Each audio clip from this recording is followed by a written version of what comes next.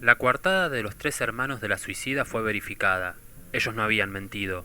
El mayor, Juan, permaneció desde las 5 de la tarde hasta las 12 de la noche, la señora Stevens se suicidó entre las 7 y las 10 de la noche, detenido en una comisaría por su participación imprudente en un accidente de tránsito.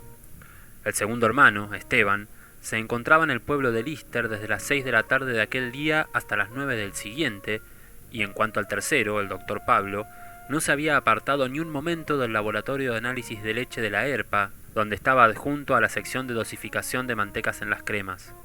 Lo más curioso del caso es que aquel día los tres hermanos almorzaron con la suicida para festejar su cumpleaños, y ella, a su vez, en ningún momento dejó de traslucir su intención funesta. Comieron todos alegremente, luego, a las 2 de la tarde, los hombres se retiraron. Sus declaraciones coincidían en un todo con las de la antigua doméstica que servía hacía muchos años a la señora Stevens. Esta mujer, que dormía fuera del apartamento, a las 7 de la tarde se retiró a su casa. La última orden que recibió de la señora Stevens fue que le enviara por el portero un diario de la tarde. La criada se marchó, a las 7:10 el portero le entregó a la señora Stevens el diario pedido, y el proceso de acción que ésta siguió antes de matarse se presume lógicamente así. La propietaria revisó las adiciones en las libretas donde llevaba anotadas las entradas y salidas de su contabilidad doméstica, porque las libretas se encontraban sobre la mesa del comedor con algunos gastos del día subrayados. Luego se sirvió un vaso de agua con whisky y en esta mezcla arrojó aproximadamente medio gramo de cianuro de potasio. A continuación se puso a leer el diario, bebió el veneno y al sentirse morir trató de ponerse de pie y cayó sobre la alfombra. El periódico fue hallado entre sus dedos, tremendamente contraídos. Tal era la primera hipótesis que se desprendía del conjunto de cosas ordenadas pacíficamente en el interior del departamento, pero como se puede apreciar, este proceso de suicidio está cargado de absurdos psicológicos. Ninguno de los funcionarios que intervinimos en la investigación podíamos aceptar congruentemente que la señora Stevens se hubiese suicidado. Sin embargo, únicamente la Stevens podía haber echado el cianuro en el vaso. El whisky no contenía veneno. El agua que se agregó al whisky también era pura. Podía presumirse que el veneno había sido depositado en el fondo o en las paredes de la copa, pero el vaso utilizado por la suicida había sido retirado de un anaquel donde se hallaba una docena de vasos del mismo estilo, de manera que el presunto asesino no podía saber si la Stevens iba a utilizar este o aquel. La oficina policial de química nos informó que ninguno de los vasos contenía veneno adherido a sus paredes. El asunto no era fácil.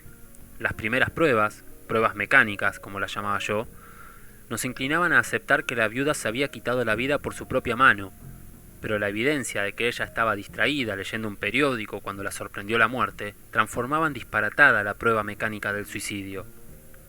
Tal era la situación técnica del caso cuando yo fui designado por mis superiores para continuar ocupándome en él. En cuanto a los informes de nuestro gabinete de análisis no cabían dudas. Únicamente en el vaso, donde la señora Stevens había bebido, se encontraba veneno. El agua y el whisky de las botellas eran completamente inofensivos. Por otra parte, la declaración del portero era terminante.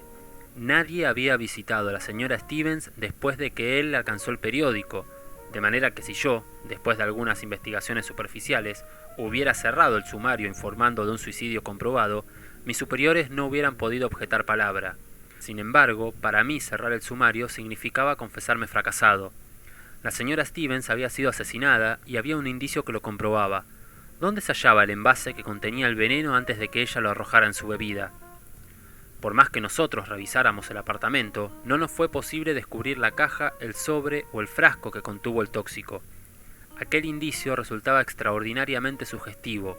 Además había otro. Los hermanos de la muerta eran 3 bribones. Los 3, en menos de 10 años, habían despilfarrado los bienes que heredaron de sus padres.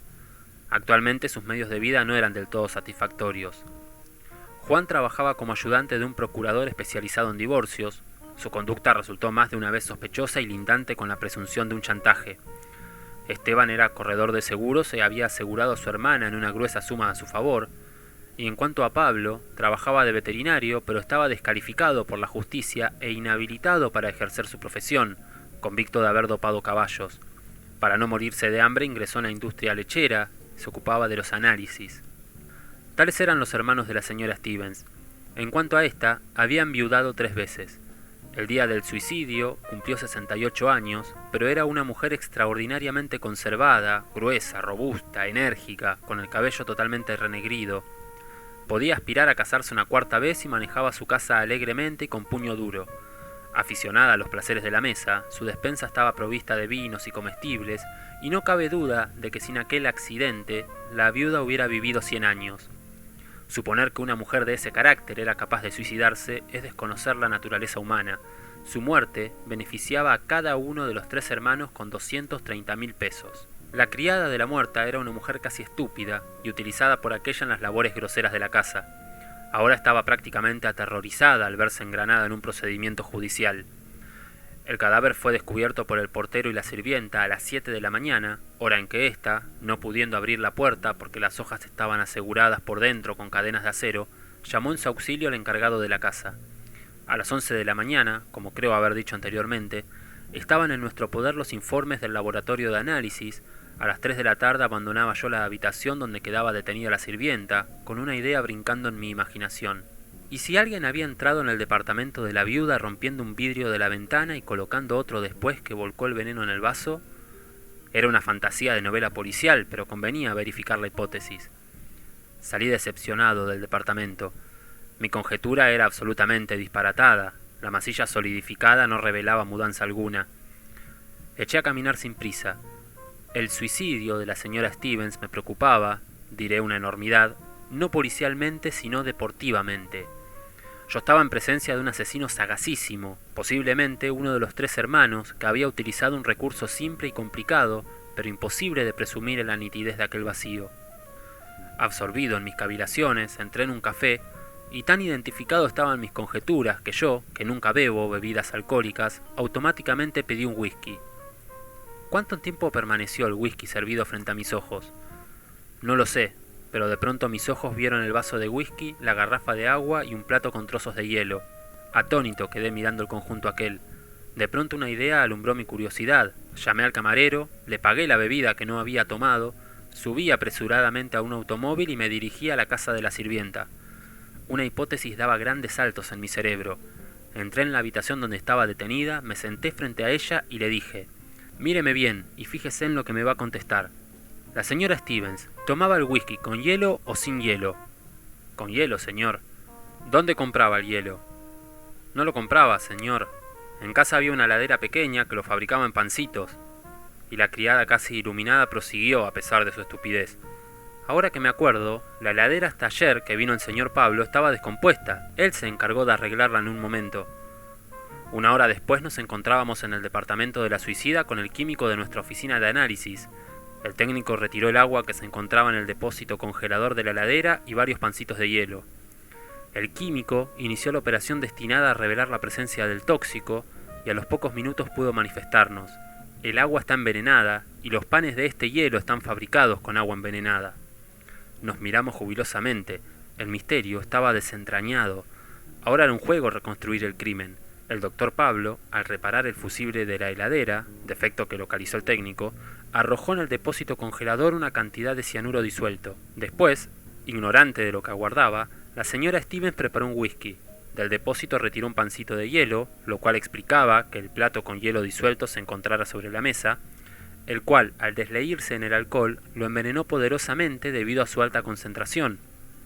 Sin imaginarse que la muerte la guardaba en su vicio, la señora Stevens se puso a leer el periódico, hasta que, juzgando el whisky suficientemente enfriado, bebió un sorbo.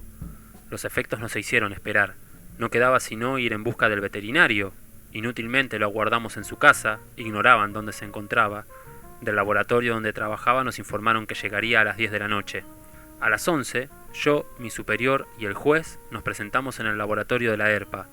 El doctor Pablo, en cuanto nos vio comparecer en grupo, levantó el brazo como si quisiera anatemizar nuestras investigaciones, abrió la boca y se desplomó inerte junto a la mesa de mármol. Había muerto de un síncope. En su armario se encontraba un frasco de veneno. Fue el asesino más ingenioso que conocí.